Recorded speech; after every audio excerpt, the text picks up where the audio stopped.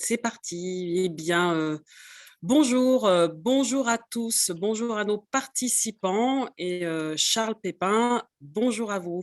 Bon, Je suis vraiment très heureuse de vous accueillir aujourd'hui pour ce webinaire, très heureuse mais aussi très fière.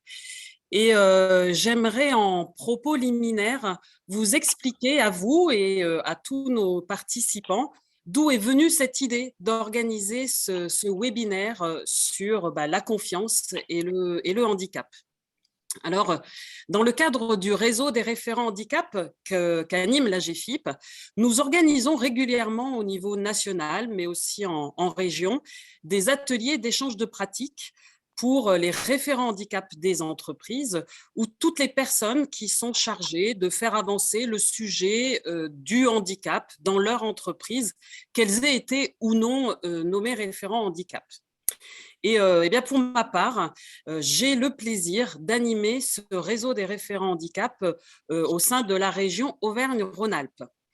Et donc, afin de définir le thème et le contenu de nos ateliers, nous avons pour habitude de partir du besoin de ces référents, de ces personnes. Alors, dans notre région, en octobre 2021, eh bien, nous avons réuni un petit groupe de référents d'entreprises et nous les avons interrogés sur leurs besoins. Et j'en profite d'ailleurs pour remercier les 7 entreprises qui ont participé à ce groupe. Et c'est donc au sein de ce groupe de travail qu'a émergé le besoin de travailler sur cette notion de confiance, car nos référents ont bien identifié la nécessité de créer un climat de confiance au sein de leur entreprise afin de favoriser l'emploi des personnes handicapées, mais ils ne savent pas toujours comment s'y prendre. Et nous avons donc organisé un atelier d'échange de pratiques en décembre qui avait pour thème comment construire et développer le sentiment de confiance sur le sujet du handicap au sein de votre entreprise. Un thème qui sera donc à nouveau proposé lors de l'université du réseau des référents handicap, qui aura donc lieu les 29 et 30 mars prochains en présentiel à Lille, mais aussi en digital sur la plateforme dédiée. Et je sais qu'Herveline ne manquera pas de donner le lien de connexion à cette plateforme à nos participants. Et donc, afin de préparer nos 50 participants à cet atelier et de les inspirer, il nous a semblé intéressant de leur offrir un temps de réflexion, de prise de hauteur sur ce sujet de la confiance, et cela grâce à vous, Charles Pépin. Alors, bon, si ce webinaire a été imaginé et organisé pour ces participants, ces 50 participants, eh bien, nous nous sommes dit qu'il pourrait quand même être intéressant de profiter de votre présence pour adresser une invitation à l'ensemble des référents handicap des entreprises au niveau national, mais aussi aux référents handicap des organismes de formation, aux partenaires de la GFIP et puis aussi aux collaborateurs de la GFIP. Donc, voilà, on a invité assez largement. Alors, nous avons très exactement 128 participants qui sont connectés. Sachez que ce webinaire est enregistré et qui pourra être bien sûr écouté, voire réécouté en replay sur la chaîne YouTube de la GFIP et sur la plateforme de l'université. Mais vous qui êtes présents là aujourd'hui avec nous, eh bien, vous allez avoir le privilège de pouvoir écouter en direct Charles Pépin. Et lors du dernier quart d'heure de ce webinaire, donc autour de 14h15, eh bien, vous aurez la possibilité de lui poser toutes vos questions en direct. Alors, pour cela, je vous invite à utiliser la fonction Q&R qui est donc dans la barre de tâches de Zoom, qui s'affiche en bas de votre écran. Mais vous aurez également la possibilité de poser vos questions oralement en levant la main. Et voilà, lorsque votre main sera levée et le temps venu, nous ouvrirons votre micro. Donc, ma collègue Herveline, que je remercie pour son appui, animera avec moi ce temps de questions-réponses. Alors, ceci étant dit, Charles Pépin, je me tourne à présent vers vous. Alors, c'est difficile quand on est en webinaire, en visioconférence, de tourner vers la personne. Mais voilà, je me tourne vers vous. Vous êtes romancier et philosophe. Vous êtes diplômé de Sciences Po Paris, HEC et agrégé de philosophie. Vous avez publié plusieurs essais philosophiques, dont Ceci n'est pas un manuel de philosophie, Quand la beauté nous sauve. Et récemment, 2 best-sellers, Les vertus de l'échec et La confiance en soi, une philosophie. Vous avez publié également des romans, dont le dernier est La joie. Vous avez également écrit des bandes dessinées autour de la philosophie et des philosophes avec Jules. Et vous donnez régulièrement des conférences et tenez une chronique dans Philosophie Magazine. Alors, c'est un résumé un peu rapide de votre biographie. Et voilà, je m'en excuse, mais je crois que l'essentiel est là. Alors, pour démarrer, Charles Pépin, j'ai une question très, très simple à vous poser. C'est, eh bien, qu'est-ce que la confiance ? Eh bien, merci beaucoup. Merci beaucoup pour cette belle question inaugurale et pour votre accueil. Je suis très heureux d'intervenir pour votre cercle. La confiance, pour bien comprendre ce que c'est, il faut d'abord se débarrasser de l'expression de confiance en soi. Elle est, à mon avis, dangereuse et elle focalise trop la confiance sur l'ego ou sur la stricte compétence. Je pense, et c'est la thèse de mon livre, La confiance en soi, une philosophie, que la confiance doit être entendue en un sens beaucoup plus élargi, beaucoup plus relationnel et aussi beaucoup plus mystique ou mystérieux. Je m'explique. Je crois que dans la confiance, il y a toujours 3 dimensions. Une dimension personnelle qui est liée à de la maîtrise, à de l'expérience, à de la pratique, à de la compétence. C'est celle-là qu'on pourrait appeler confiance en soi. Mais ce n'est qu'une des 3 dimensions. La deuxième dimension, c'est ce que j'appelle la confiance relationnelle. C'est-à-dire une confiance qui vient de la qualité d'un environnement relationnel, qui vient de la qualité des liens, des relations qui me tiennent et me soutiennent. Et on va voir tout à l'heure que je crois qu'on a ensemble 5 heures à discuter, eh bien on va voir tout à l'heure que, non, c'était une blague pour ceux qui n'en avaient pas compris, que dans la confiance relationnelle, il y a 2 dimensions qui s'articulent, une dimension de douceur sécuritaire et une dimension de responsabilité et de mission à confier. Toujours est-il que cette deuxième dimension, c'est la dimension de la relation humaine. C'est très important, notamment en entreprise, parce qu'on voit bien qu'il y a des individus, des femmes, des hommes qui ont de la confiance, mais qui n'ont pas confiance, tout simplement parce qu'on ne leur fait pas confiance, ou alors parce qu'on ne les met pas en confiance. Toujours est-il que ça, c'est la deuxième dimension, c'est la confiance relationnelle. Et puis, il y a une troisième dimension que j'appelle la confiance en la vie, qui n'est pas simplement une confiance articulée à la compétence personnelle, ni simplement une confiance qui vient de la qualité des relations, mais une confiance qui vient du fait qu'on aime la vie même quand elle est dure, qu'on aime la vie même quand elle est imparfaite, qu'on aime la vie toujours même si, parce que la vie réserve évidemment son lot de difficultés et de drames et d'injustices. Et si on attend que tout ça soit congédié ou se utilisé pour prendre confiance, on risque d'attendre longtemps. Donc je résume 3 dimensions. Une confiance personnelle qui se nourrit d'expertise et de compétences et d'entraînement, une confiance relationnelle qui se nourrit du fait de cultiver les bons liens et de trancher les liens toxiques, et une confiance en la vie qu'on peut appeler tantôt, pour que chacun s'y retrouve, confiance mystique, confiance spirituelle, confiance écologique, confiance en la nature, et puis pourquoi pas en le soleil, en le karma, en la chance, en tout ce que vous voulez. Maintenant, si on veut donc gagner en confiance, il faut développer les 3 dimensions. Développer la dimension de la compétence, évidemment, développer les relations, évidemment, et développer l'amour de la vie, évidemment. Je vais commencer par le deuxième point, parce que je crois que vu votre association, votre mouvement, votre centre d'intérêt, votre travail, votre tâche, votre mission, c'est ça qui est central, en fait. C'est la confiance relationnelle. De toute façon, je pense que c'est ça qui est central dans l'absolu, puisque un être humain commence par prendre confiance, pas par ses compétences, ni par son amour de la vie, mais par les relations. Vous savez qu'un petit enfant arrive sur Terre démuni, fragile, prématuré, angoissé. Il ne va pas prendre confiance en lui tout seul. Ce n'est pas génétique, non plus l'amour de la vie qui arrive tout de suite, et ce n'est pas de la compétence. Vous voyez. Donc, au début, dans une aventure humaine, l'aventure de la confiance est une aventure relationnelle. C'est ce que les psychologues de l'attachement, Boris Cyrulnik notamment, mais qui est l'héritier d'une tradition, appellent les théories de l'attachement. C'est-à-dire que ce qui va m'attacher à l'humain et qui me permettre de me détacher dans la confiance, c'est la qualité des premiers liens. Est-ce que je suis sécurisé? Est-ce que je suis enveloppé? Est-ce que je suis accueilli? Est-ce que je suis regardé avec bienveillance? Est-ce que je suis regardé en étant soutenu, en étant porté, en étant rassuré, tout simplement? Ça commence comme ça, la confiance relationnelle. Mais attention, et c'est là que c'est plus compliqué, c'est que si on est très bien rassuré, très bien sécurisé, très bien enveloppé, mais qu'on ne nous confie pas de mission, mais qu'on ne nous donne pas de responsabilité, alors il n'y aura pas de vraie confiance. Autrement dit, dans la confiance relationnelle, ce cadeau que les autres me font et que, en retour, je ferai après à d'autres, il faut toujours l'articulation de deux dimensions dans une sorte d'aller-retour. Une dimension de sécurisation et une dimension d'insécurisation.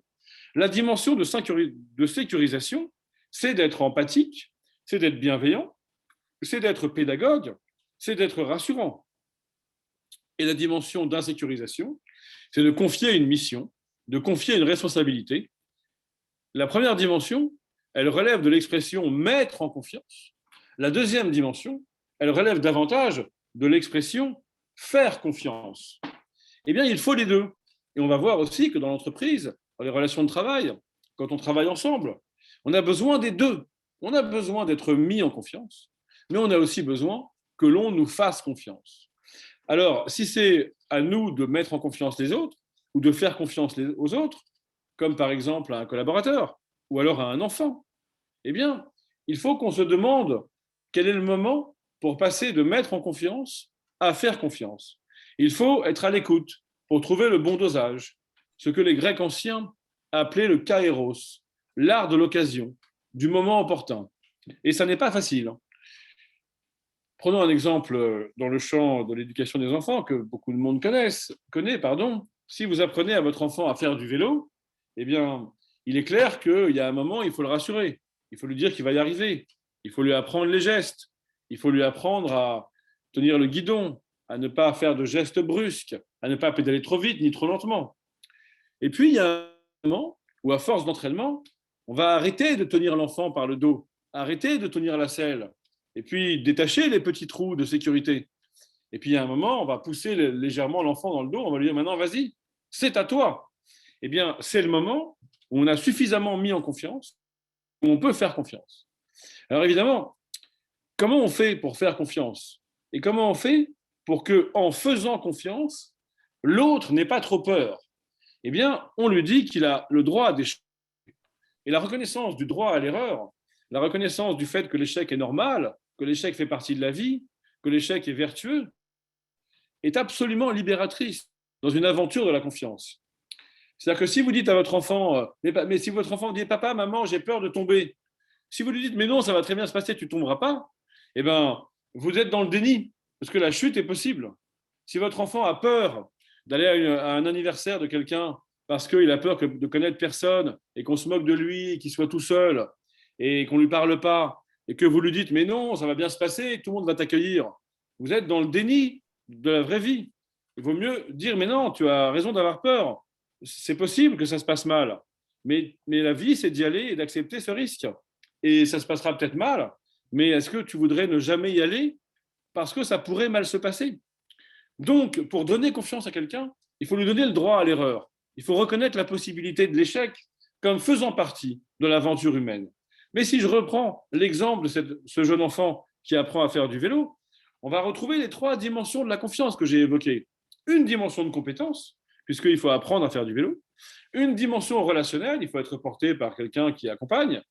Et puis, quand l'enfant y arrive, quand ça y est, les petites roulettes ont été enlevées, quand le parent s'était éclipsé pour laisser l'enfant voler de ses propres ailes, que l'enfant se met à pédaler, vivre de joie. Cette joie, c'est la joie de vivre. C'est la confiance en la vie.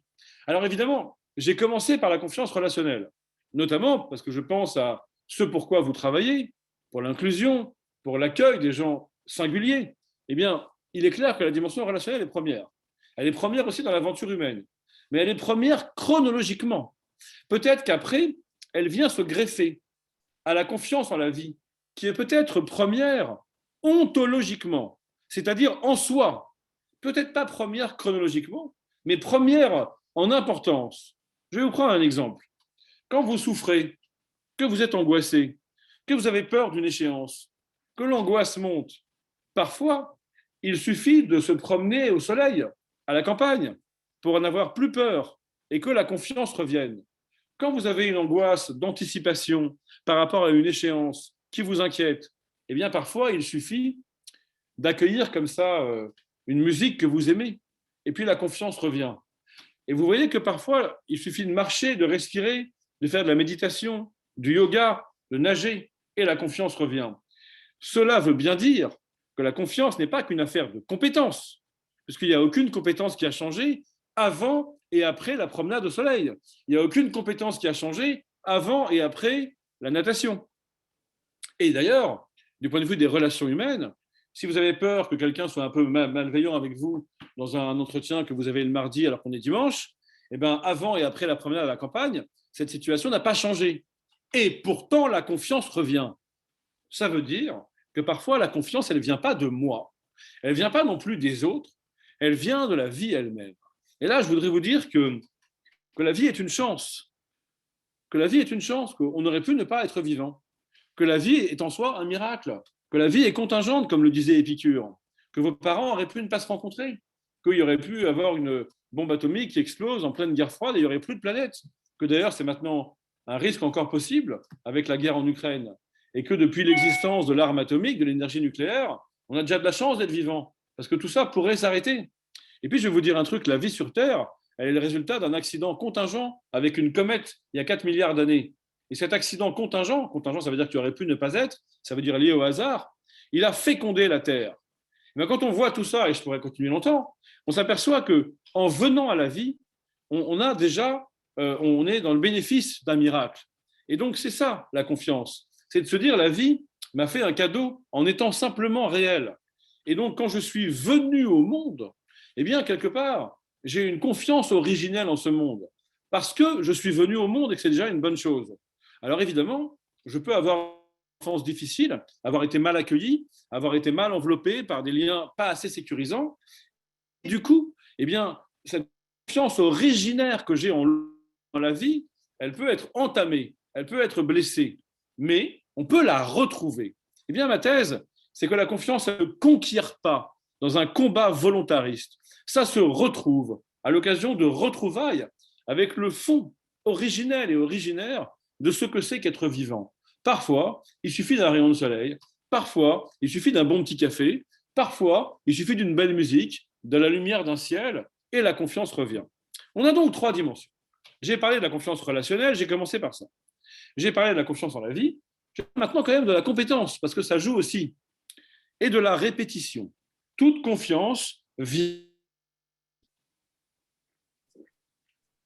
Maintenant, attention, on sait très bien que parfois, on répète pour se rassurer, et ça ne met pas en confiance, ça rend simplement compétent. Donc, il y a une question qui est importante, notamment pour le travail en entreprise, pour les missions quand on travaille, c'est comment je fais pour sortir d'une stricte logique de compétence et entrer dans la confiance, puisque c'est votre question, Solange. Qu'est-ce que la confiance? Ma réponse, c'est que la confiance, ce n'est pas simplement la compétence. Évidemment, l'incompétence ne donne pas confiance, mais ça ne veut pas dire que la compétence suffit à donner confiance. Il y a plein de gens, et c'est aussi le prof qui parle, moi j'ai été prof au lycée plus de 20 ans, et donc c'est sûr que des élèves compétents mais non confiants, j'en ai vu. Alors comment on fait pour métamorphoser une compétence en confiance? Eh bien, on accepte le risque, on accepte la possibilité de l'échec. Si vous voulez, si vous êtes à l'aise pour entreprendre une action que vous avez déjà réussi 50 fois, ça ne s'appelle pas de la confiance, ça s'appelle de la compétence. C'est déjà bien, mais là on vise plus, on vise la confiance. La confiance, c'est quand j'ose entreprendre une action que j'ai déjà pas réussi 20 fois, que j'ai réussi que peu de fois, voire jamais. Et pourtant, j'y vais en confiance. Eh bien, ça veut dire que ma répétition, mon entraînement, me permet d'oser sortir de la répétition. C'est ça qui est important. Quand vous voulez vous rassurer pour une mission, pour une prise de parole en public, pour une prise de parole en réunion, pour un rapport à rédiger, pour votre travail, eh bien, c'est normal de répéter. Mais attention, il faut répéter en visant une sortie de la répétition. Il faut répéter en sachant que l'enjeu, un jour, ce sera de faire un pas de côté, d'improviser un peu. Et la confiance, c'est ça. C'est quand j'improvise un peu. Alors évidemment, l'improvisation n'a pas très bonne presse dans notre culture. On entend amateurisme, on entend jazzman, mais c'est pas ça l'improvisation. C'est la vraie vie. L'improvisation, c'est de s'adapter à quelque chose d'imprévu. Et la confiance, c'est de ne pas avoir peur de l'imprévu. Mais comment on fait pour ne pas avoir peur de l'imprévu? Eh bien, on développe sa maîtrise du prévu. Autrement dit, il faut travailler, il faut s'entraîner à maîtriser pour accueillir ce qui sort de la maîtrise et relève d'une forme d'immaîtrise. Donc, si je résume mon introduction, et si je résume 3 chemins, le chemin de la confiance en soi, c'est de développer une compétence, mais pour sortir de la stricte logique de compétence. C'est-à-dire, au fond, maîtriser une zone de confort, mais pour sortir de la zone de confort. En fait, sortir de la zone de confort, c'est mal dit. Parce qu'en fait, on agrandit la zone de confort. On élargit la zone de confort. La confiance, c'est d'être confort là où on ne l'était pas. La confiance, c'est de se sentir chez soi, dans un rapport à l'inconnu. La confiance, c'est de se sentir à l'aise dans la nouveauté. Et évidemment, ce n'est pas facile d'arriver à la confiance, parce que la vie est dure. On a raison de douter. Et la crise de confiance, le doute, c'est ce que le philosophe dit. Mais la question, c'est qu'il ne faut pas que ce doute me paralyse. Il ne faut pas que ce doute soit trop fort. Il ne faut pas que ce doute crée une inhibition. Il faut que ce doute devienne un moteur. Et c'est là qu'on arrive à la relation humaine. C'est que qu'est-ce qui va m'aider à aller avec mon doute dans l'action, à avancer avec mon doute vers demain, vers un monde nouveau, dans l'action? C'est les autres, c'est la bienveillance, c'est l'amour, c'est le soutien, c'est les encouragements, c'est les compliments, c'est le fait d'être porté, d'être accompagné, d'être enveloppé, et qu'on me fasse confiance. Et on revient à la confiance relationnelle.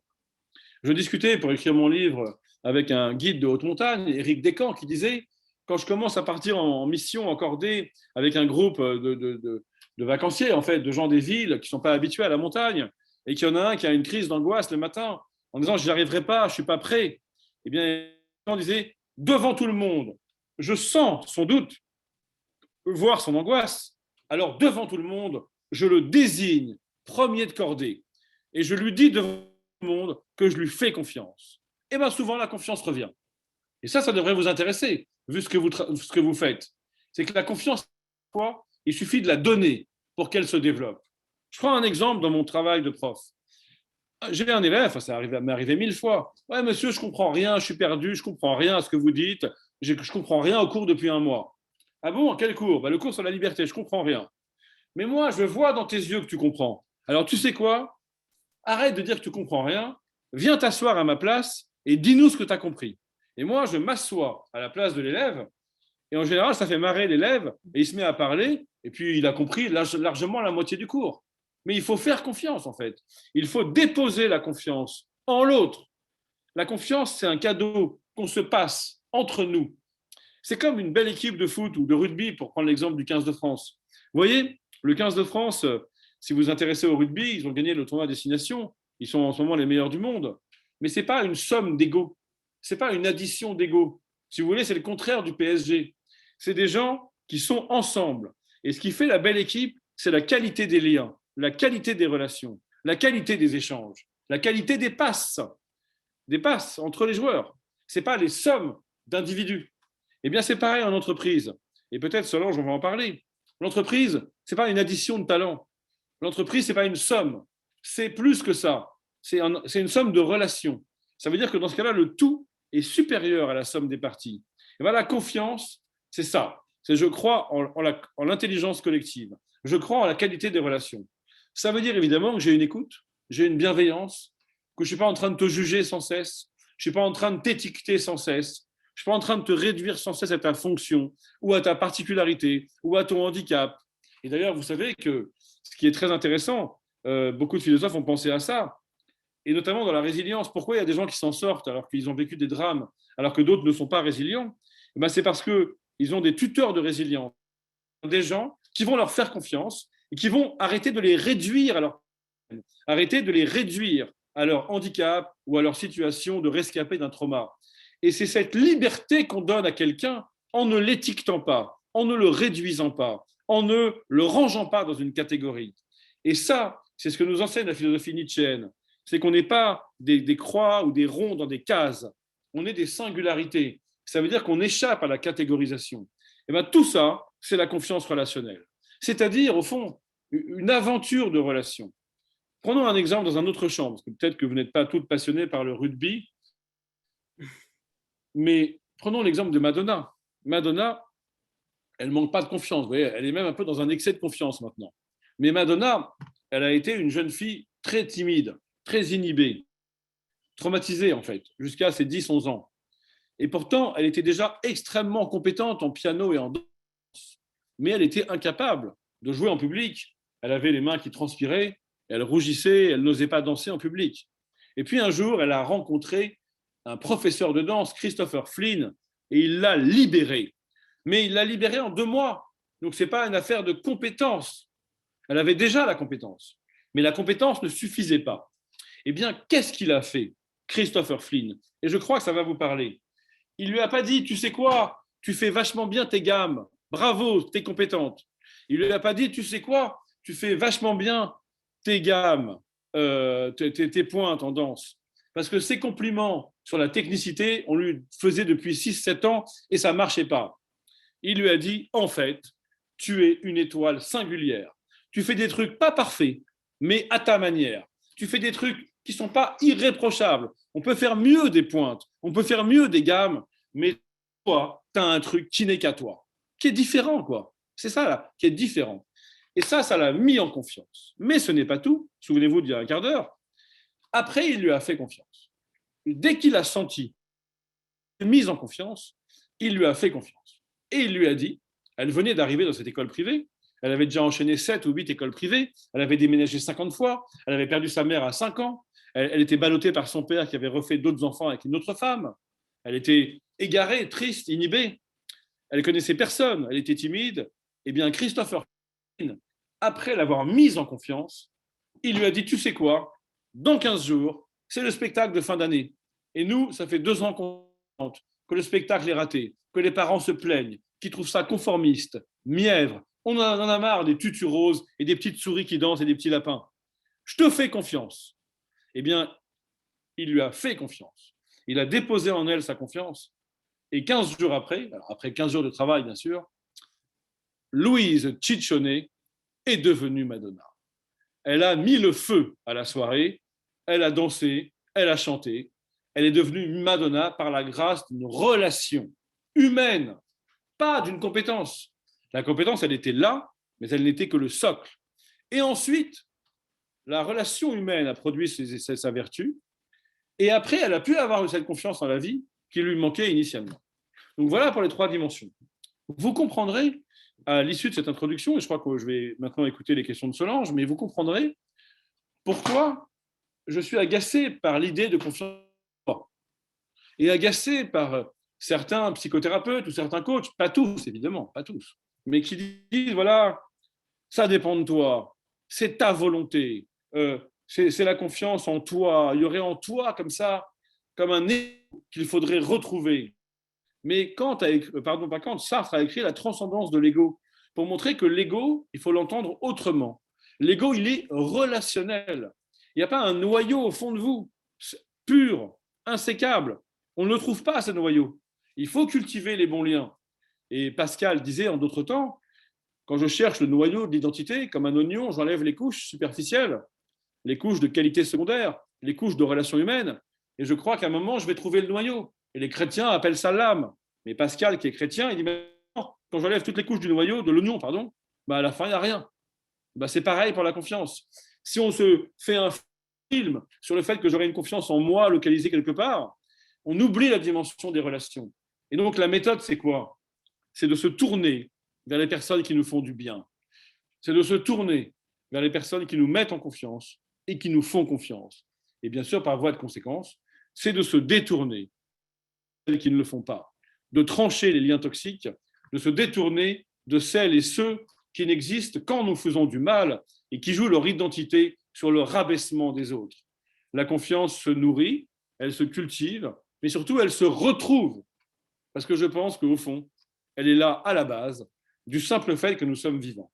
En entreprise comme ailleurs, il faut se souvenir du fait que la vie est une chance et que la vie n'a pas besoin d'être parfaite, de correspondre à l'étiquette parfaite pour être une chance et être appréciée comme telle.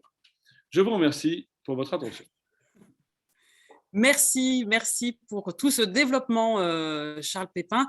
Alors, comme je vous l'ai dit dans mon introduction, ce webinaire est organisé pour nos référents handicap en entreprise. Et Oui, si vous en êtes d'accord, je vous propose qu'on fasse un peu un focus ouais, justement sur ce sujet de l'emploi des personnes bien handicapées sûr. et sur le rôle des référents handicap dans les Ouais, entreprises pour favoriser et pour instaurer ce climat de confiance. Alors, ouais, on sait que favoriser l'emploi des personnes handicapées dans les entreprises passe forcément par l'instauration de la confiance.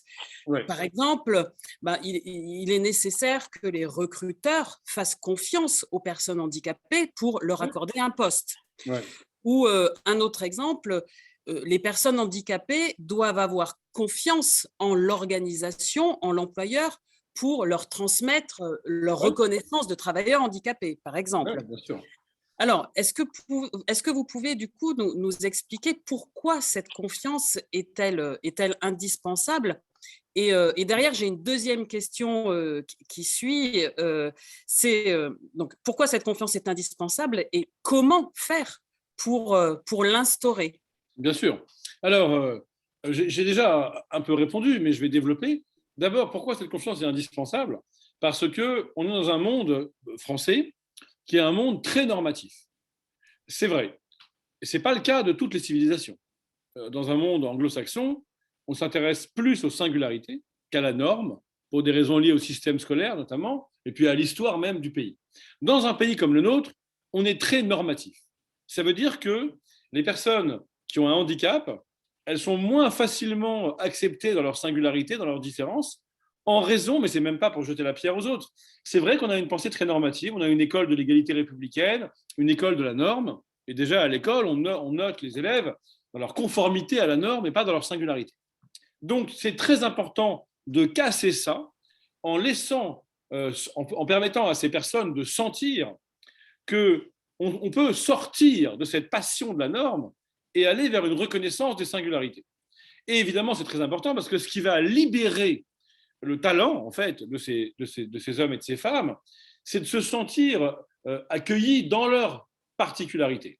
Mais le problème, je l'ai aussi évoqué, sans être réduit à cela. Souvenez-vous de ce que dit Boris Cyrulnik. Hein.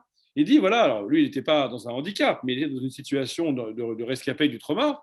Et lui, il a mis 10 ans à s'en sortir, mais ce qui l'a aidé, c'est qu'à un moment, il a rencontré quelqu'un, un tuteur de résilience, qui était le mari de sa tante, et enfin, il ne s'est pas senti regardé comme un rescapé de la Shoah, mais comme un petit garçon comme les autres qui a envie de vivre et de jouer.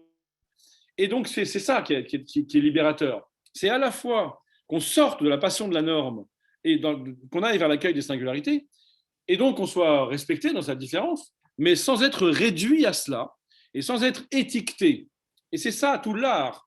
Et donc, quand vous me demandez de parler du métier de référent, je crois que ça, c'est peut-être un conseil que je peux me permettre de donner, même si c'est vous qui savez mieux que moi. Mais moi, je donne mon conseil à partir de mon livre. C'est que dans cet art de la relation, il faut réussir à être dans le respect de la différence, mais sans que cette différence ne devienne une étiquette qui réduise l'identité. Et on a tous ce problème, en fait. Vous l'avez, c'est votre métier, mais on a tous ce problème dans la vie. Il faut reconnaître des différences sans réduire les autres à cette différence. C'est-à-dire qu'il faut se souvenir aussi que l'identité est multiple et que quelqu'un, il peut avoir un handicap ici et un talent ailleurs, une fragilité ici, une force ailleurs, une compétence ici, une lacune ailleurs, et qu'on n'est pas simple, on n'est pas dans la simplification identitaire. Le propos est d'ailleurs un peu politique. Vous voyez bien dans la campagne politique, là, il y a certains candidats fascinés par l'identité, l'identitaire en fait. Mais c'est une erreur philosophique, car on sait aujourd'hui que les individus, ils sont complexes, ils sont multiples, ils sont changeants, ils sont hétérogènes. Il y a pas c'est ce que je disais en disant qu'il n'y a pas de noyau. Et pourtant, je m'appelle Pépin. Il n'y a pas de noyau. Il y a une multiplicité. Et bien ça, c'est intéressant. Et peut-être c'est ça que les référents doivent comprendre. Et c'est peut-être ça aussi qui va faire que la confiance sera si importante. Après, votre question, Solange, c'est pourquoi c'est si important? Eh bien, parce que nous sommes des êtres de relation. Et nous ne sommes pas des individus, au sens de monade, au sens, par exemple, du titre de Michel Houellebecq, et les particules élémentaires. Lui, il est triste, il est pessimiste, et il voit les individus comme des particules élémentaires, isolées, comme des monades. Et c'est pourquoi, quand on est isolé et qu'on est seul et qu'on manque d'amour, eh bien, on ne voit pas de solution. Mais en fait, nous sommes des êtres de relation. C'est ça ma réponse à votre question. Et donc, pourquoi c'est si important? Parce que quand on comprend que finalement, on est davantage une somme de relations qu'une identité personnelle, alors évidemment, la confiance est complètement libératoire. Mais je reviens sur mon introduction. Le point de départ, c'est de comprendre que l'identité personnelle, au sens de noyau insécable, est un leurre. Quand je me regarde dans la glace le matin, moi, je ne vois pas de noyau identitaire. Vous voyez bien, parfois, on se trouve différent, on voit d'autres dimensions de soi. Et donc, ce qui peut être libératoire, c'est de bien comprendre ça. Par exemple, quand on est en crise de confiance, on se sent nul. Mais je ne peux pas être nul si je ne suis pas, si je n'ai pas d'essence. Or, je n'ai pas d'essence. Mon capital génétique n'est pas une essence. J'ai juste plein de facultés, plein de dimensions, plein de parts de moi-même. Alors, je ne peux pas être nul. Peut-être j'ai une part de moi qui est nulle. Il y a un champ dans lequel je suis nul, mais il y a d'autres champs. Et bien, ce qui donne confiance, c'est cette reconnaissance aussi de la multiplicité en chacun. Ce qui donne confiance, c'est cette reconnaissance du caractère éminemment relationnel de l'identité personnelle. Et voilà ce qui peut être libératoire. Moi, j'ai souvent dit ça à des élèves. Oui, mais monsieur, moi, je me sens nul, je suis nul. Et je dis, mais tu ne peux pas être nul, tu n'existes même pas. Tu ne peux pas être nul, tu n'es pas. Et Sartre disait, on ne fait que devenir. On peut toujours changer, progresser, rectifier le tir. Et c'est vrai qu'il y a un moment où on commence à être, disait Sartre, et c'est drôle, c'est le jour de la mort. Ce jour-là, on est. On ne peut plus rien ajouter, donc on est. C'est de l'essence, mais on est mort. Alors essayons avant ça de profiter des belles relations. Et encore une fois, pour répondre à votre question de façon plus pragmatique, Solange, eh bien, quand on sent que quelqu'un nous fait du bien, que quelqu'un nous respecte, que quelqu'un nous fait confiance, eh bien, il faut prendre soin de ce lien précieux. Et quand on sent que quelqu'un nous veut du mal, que quelqu'un est toxique, ben franchement, il faut trouver la force de casser ce lien. Et pour le dire vulgairement, quand on peut. Mais parfois,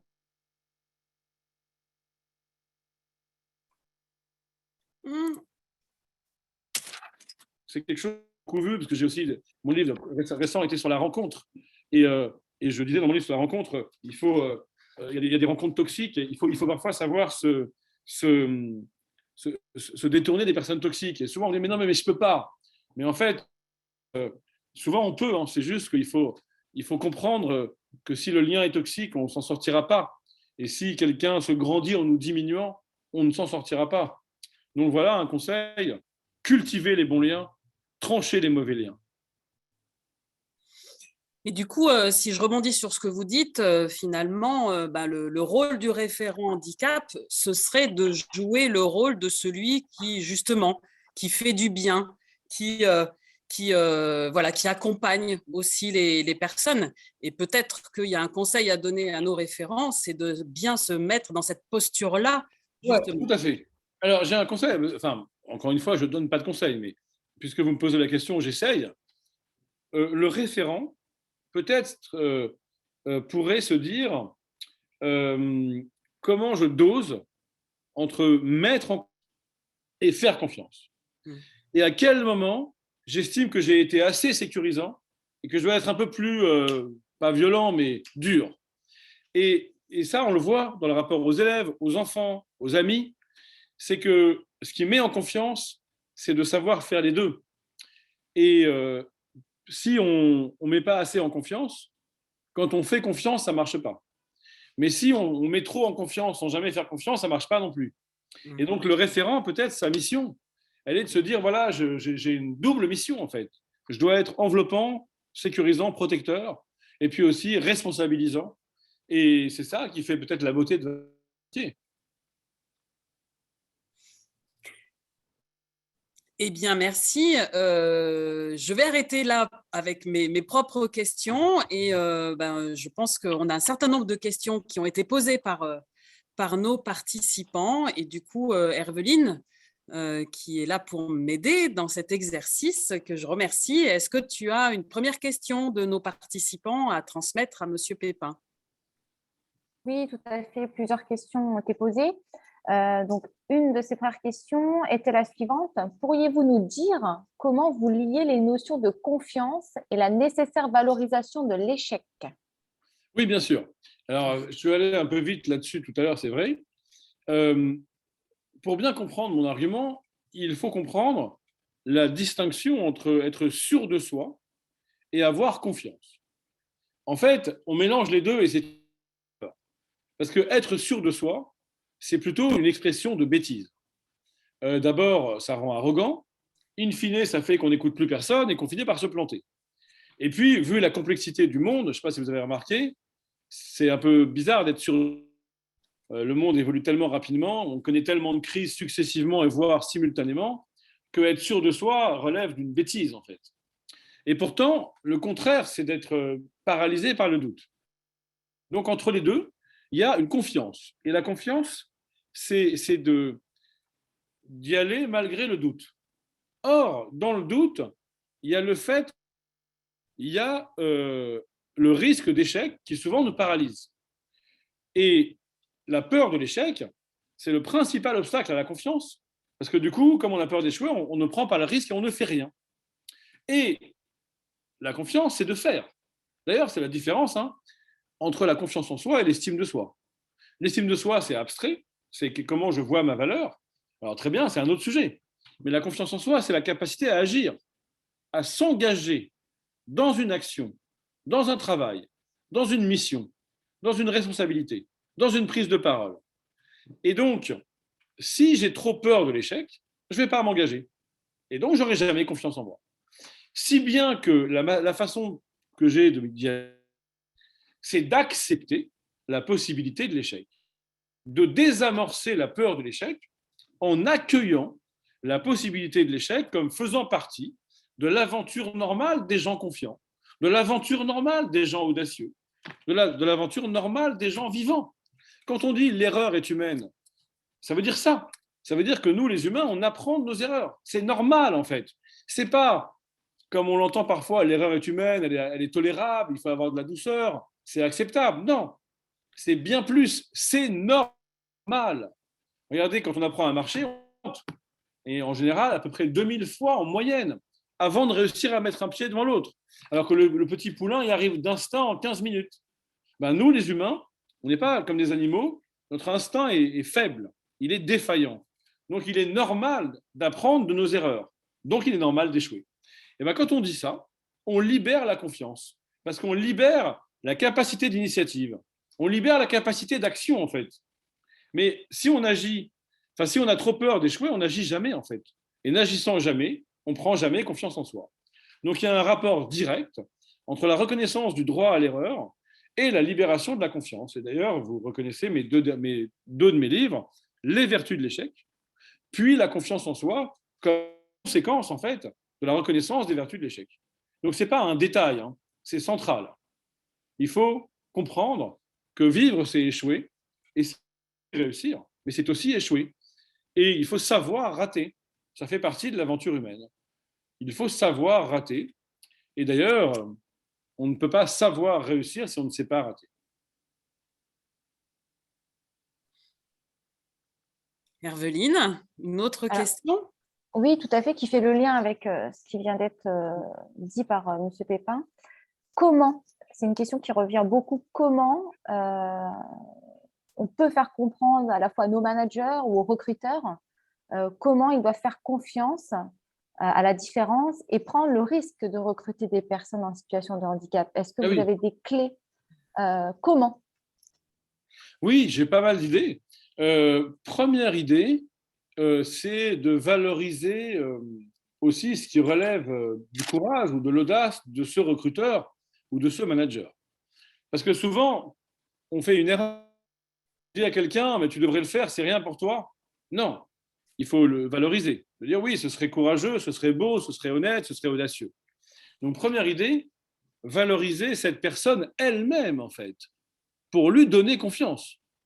Deuxième idée, expliquer aussi c'est un autre argument qui n'a rien à voir avec le premier, la nécessaire responsabilité qu'on a par rapport à ces personnes-là. peut-être aussi dans le thème d'un champ lexical différent qui est celui de l'empathie, voire même celui de l'amour. Autre argument qui est encore très différent, c'est qu'il y a aussi des choses que ces hommes et ces femmes peuvent apporter en plus et pas simplement en moins. On voit bien dans plein de situations concrètes, vous avez sûrement des exemples comme moi, qu'une personne en situation de handicap peut être une force. Donc, ce n'est pas toujours par gentillesse qu'on va l'embaucher. Ça peut être aussi notre intérêt. Ça peut être aussi qu'il y a des gens qui ont un regard différent, singulier, en raison de leur position différente, et que peut-être on a besoin de la différence. Enfin, autre manière qui est moins glorieuse, c'est la culpabilisation. Il faudra que je réponde après à quelqu'un qui fait une remarque sans parler d'amour en entreprise. Mais vous pouvez aussi culpabiliser un peu cette personne en la faisant s'arrêter sur un comportement qui est le sien et que peut-être elle voudrait ne pas voir. Il y a des gens qui sont un peu mesquins, ils se comportent mal et puis ils passent à autre chose. Et peut-être, quand ça ne marche pas, tout ce que j'ai dit auparavant, qui est plutôt humaniste, on peut être plus agressif et de dire, est-ce que vous êtes conscient quand même que vous avez fermé la porte à quelqu'un juste parce que vous n'arrivez pas à prendre un risque minime pour vous, mais qui ferme une porte énorme à quelqu'un, parce que vous êtes tellement dans le principe de précaution, tellement dans la prévisibilité, que si ça ne concernait que vous, ce manque d'audace, eh bien, ce serait déjà pas terrible. Mais là, le fait que ça impacte les autres, et peut-être de mettre en balance le petit risque pour cette personne de la grande chance pour une autre. Et c'est intéressant aussi cette affaire de proportion, en fait. Il y a des moments où il n'y a pas de symétrie. Quelqu'un pourrait prendre un petit risque et c'est énorme pour un autre. Alors peut-être on peut le dire à cette personne. Dire et tout, qu'est-ce que ça te coûte? Mais qu'est-ce que ça te coûte d'essayer? Si ça se trouve, tu vas ouvrir une porte énorme à quelqu'un et là, tu voudrais la fermer. Pourquoi? Et le fait de mettre, en gros, pour parler vulgairement, de mettre la personne le nez dans la réalité, quoi. Ça, parfois, ça marche aussi. Alors, je sais que vous connaissez ça mieux que moi. Donc voilà, je vous propose des chemins, on va dire, humanistes, et puis des chemins de réel politique, des chemins réalistes. Alors, je voudrais réagir à quelqu'un, je crois, ironiser ou en tout cas douter de la légitimité de parler d'amour en entreprise. C'est ça, hein? J'ai vu ça sur le chat. Tout à fait. Alors, Parler d'amour dans l'entreprise, voilà un sujet qui mériterait une autre conférence oui, de oui. Charles Pépin. Bah, vous savez, il n'y a pas de sujet interdit et puis il n'y a pas de lieu où il serait interdit de parler d'amour. Peut-être le mot est un peu gros, mais empathie, bienveillance. Souvent, il faut commencer, hein. En fait, on a tous des réserves d'empathie et de bienveillance, mais en entreprise, parfois, on n'est pas habitué à aller les chercher. Et il y a parfois, vous savez, personne n'est méchant, en fait. Personne vraiment n'est sans cœur, mais parfois, il y a un phénomène d'inertie, d'entraînement, qui fait qu'en entreprise, chacun reste sur le superficiel, le social, le professionnel, le tableur Excel, et que finalement, à force que personne ne fasse le premier pas, personne n'ouvre son cœur. Mais ce n'est pas que tout le monde est méchant, c'est que personne ne commence. Ma proposition, c'est que parfois on commence et puis les autres enchaînent. C'est ce que j'explique dans mon dernier livre sur la rencontre, hein, c'est que parfois, quand l'un tombe le masque et arrête de jouer son rôle social et arrête de surjouer son sérieux de stricte compétence, après les autres enchaînent. Vous voyez ce que je veux dire? Donc n'hésitez pas à faire le premier pas, à être les premiers à parler d'amour, et vous verrez que vous ne serez pas seul. Mais parfois, il faut commencer. C'est un peu de l'asymétrie, en fait. Dans mon livre sur la rencontre, j'en parle beaucoup de l'asymétrie. C'est que parfois, quand on exige trop de réciprocité tout de suite, ben en fait, on se bloque. Et si on attend trop de symétrie tout de suite, on peut être déçu, donc on arrête. Je pense qu'il faut accepter l'asymétrie. Il faut accepter de commencer par être seul, à être dans l'ouverture de son cœur, et puis peut-être, ça fera des petits, peut-être. En tout cas, il faut essayer. Herveline? Alors, une autre question d'Amel. Que pensez-vous de la notion d'inclusion et d'hybridation? Elle n'aime pas ces deux termes un peu trop stigmatisants. Qu'en pensez-vous? Je suis tout à fait d'accord avec elle ou avec vous. inclusion, je suis désolé pour vous, parce que c'est votre mot, mais effectivement, je n'aime pas ce mot, parce qu'il s'agit de mettre dedans des gens qui sont à l'extérieur. C'est ça le sens du mot. Et moi, je suis un peu superstitieux. Je trouve que, mais j'ai peut-être tort, hein, mais je trouve que c'est trop dit. Comment dire? C'est un peu comme quand on fait des quotas et qu'on dit, mais il n'y a pas le choix, on ne va jamais. Mais parfois, quand on est un peu superstitieux, on a peur que quand on est trop frontal à la chose, finalement, ça ne marche pas. Donc le mot inclusion, il est dur, parce que ça présuppose qu'il y a des très fortes réticences, résistances à l'inclusion. Malheureusement, vous allez me dire, c'est vrai. Alors, peut-être, vous avez raison. Mais le mot, il est violent. C'est comme si vraiment on forçait la paroi d'une membrane pour mettre dedans, dans le cercle, que personne ne veut. C'est dur comme mot. Mais encore une fois, peut-être qu'il faut être combattant et que vous avez raison. De même, hybridation, ça laisse entendre qu'il y a des monades, qu'il y a des identités et qu'on va les hybrider. Mais pour moi, l'hybridation, elle est déjà là, en fait, dans la vraie vie. On est déjà dans le mélange. Donc, c'est vrai que les mots, je les trouve un peu violents et je les trouve un peu trop clairs. Mais j'ai peut-être tort, en effet, parce que je ne connais pas votre métier de près, je ne connais pas les résistances que vous rencontrez. Moi, j'aurais tendance à plus louvoyer, à être plus manœuvrier. J'aurais tendance à plus flatter celles et ceux que je veux convaincre d'inclure, celles et ceux qu'ils préféreraient ne pas inclure. Donc, j'aurais tendance à être plus manipulatoire et à prendre des mots qui laissent entendre qu'on a tous envie, en fait.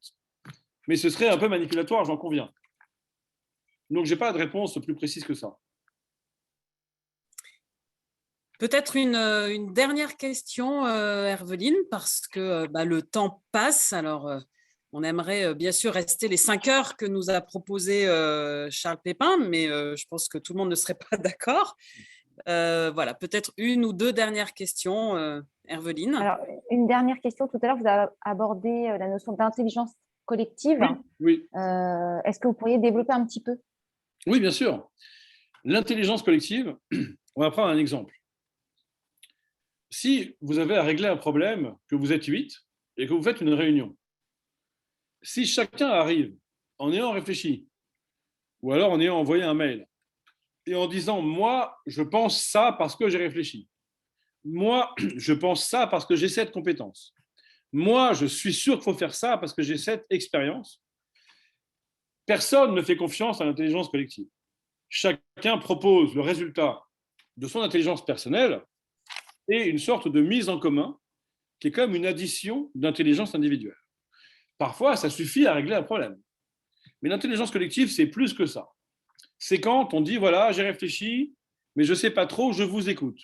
J'ai réfléchi, j'arrive à ça, mais qu'est-ce que vous en pensez? Et quand on ouvre un débat dans lequel on fait confiance au brainstorming collectif pour faire et pas simplement une mise en commun de solutions qui ont été élaborées chacun dans son coin. Donc en gros, l'intelligence collective, c'est quand c'est le collectif qui produit de la solution et pas un individu collectif. Ou alors l'intelligence collective, c'est quand une équipe de sport, de handball, de foot, de rugby, joue tellement bien qu'on ne sait plus qui a marqué, quoi. On ne sait plus quel individu a fait quoi. C'est le collectif qui a gagné. Ou alors, une intelligence collective, c'est quand, dans une réunion, c'est parti tellement dans tous les sens, on a trouvé la solution, mais on ne peut pas faire un compte-rendu chronologique, rétroactif, où on attribue telle idée à telle personne. Ça a fui, et quelque chose a pris, qui fait que c'est ensemble qu'on a trouvé la solution. Vous savez, la plupart des problèmes complexes de l'existence, les problèmes des démocraties, les problèmes philosophiques, ils se résolvent que par l'intelligence collective. Et d'ailleurs, qu'est-ce que c'est que l'histoire de la philosophie? C'est une immense intelligence collective où des philosophes ne cessent de dire aux autres, j'arrive là, je ne peux pas aller plus loin, est-ce que tu peux prolonger? Est-ce que tu peux me donner des objections que moi, je ne vois pas? Et la méthode socratique, quand il dit je ne sais qu'une chose, c'est que je ne sais rien, c'est que moi, comme individu, je ne sais rien. Mais ensemble, on va savoir, en dialoguant. Et le fondement de la démocratie chez Aristote, c'est ça aussi. Platon ne croyait pas en la démocratie. Aristote était l'élève de Platon. Et Platon disait il faudrait un philosophe, quelqu'un qui sait et qui gouverne parce qu'il sait. C'est ça l'intelligence individuelle. Et Aristote lui répond tu as raison, Platon. Les citoyens, individuellement, ne sont pas compétents politiquement, ne sont pas compétents fiscalement, ne sont pas compétents militairement, ne sont pas compétents économiquement. Mais ensemble, ils le deviennent quand ils délibèrent sur l'agora. Et ben, l'intelligence collective, c'est cette confiance tout qui soit supérieure à la somme des parties. Écoutez, je suis ravie de vous entendre parler de l'intelligence collective parce que justement, à la GFIP et dans le cadre du réseau des référents handicap, on a bien compris tout l'intérêt qu'a cette intelligence collective. Et justement, notre atelier qu'on propose la semaine prochaine sur ce sujet de la confiance, l'idée, c'est d'aller finalement un peu plus loin que ce que vous avez pu dire aujourd'hui en traduisant de manière très concrète en action à mener pour les référents, eh bien, tous les propos que vous avez pu partager avec nous aujourd'hui.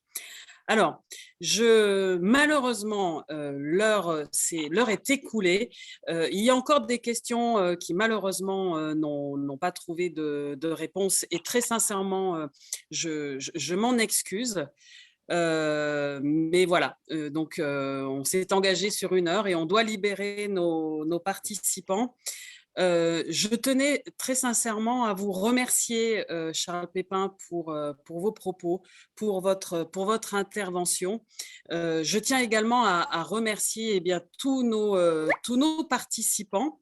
Je voulais vous rappeler en tous les cas à nos participants qu'ils vont pouvoir retrouver l'enregistrement de ce webinaire d'ici quelques jours sur la chaîne YouTube de la GFIP et sur la plateforme de l'Université du réseau des référents handicap.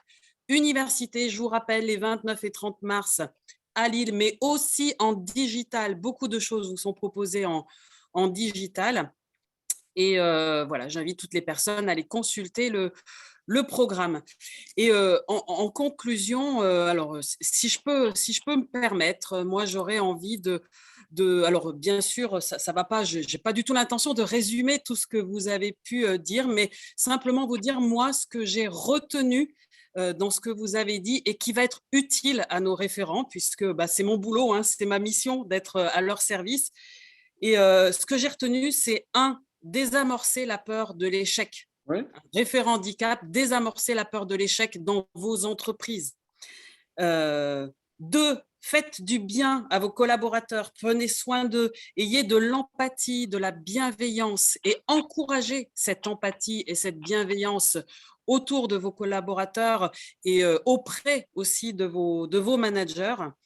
Et puis, voilà, un dernier point, c'est encourager l'audace. Encourager l'audace, oser vous-même déjà être dans l'audace, mais aussi encourager l'audace au sein de vos entreprises. Et un dernier mot, faites-vous confiance et faites confiance. Et en retour, vous générerez de la confiance au sein de vos entreprises. Voilà. Un très bon résumé, Solange, très bien. Je suis d'accord. Merci beaucoup, Charles Pépin. Et voilà, je vous garde quelques minutes et on attend que tous nos participants se soient déconnectés. Au revoir, merci beaucoup. Merci pour votre accueil. Merci, au revoir.